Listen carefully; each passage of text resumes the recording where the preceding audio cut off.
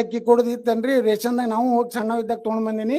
1 litre ರೊಕ್ಕ ತುಂಬ Levi ಸಕ್ಕರೆ ಅಂತ ಬರ್ತಿತ್ತು.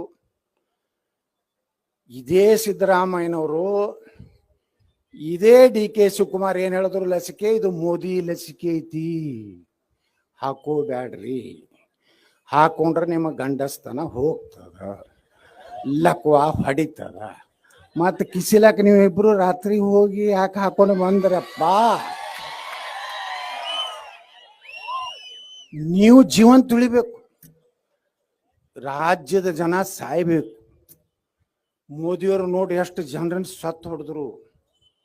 ಮೋದಿಯವರು ತಪ್ಪು ನಿರ್ಣಯದಿಂದ ಇಡೀ ದೇಶದಲ್ಲಿ ಸ್ಮಶಾನ ವಾತಾವರಣ ನಿರ್ಮಾಣ ಆಯ್ತು ಅಂತ ಅಪಪ್ರಚಾರ.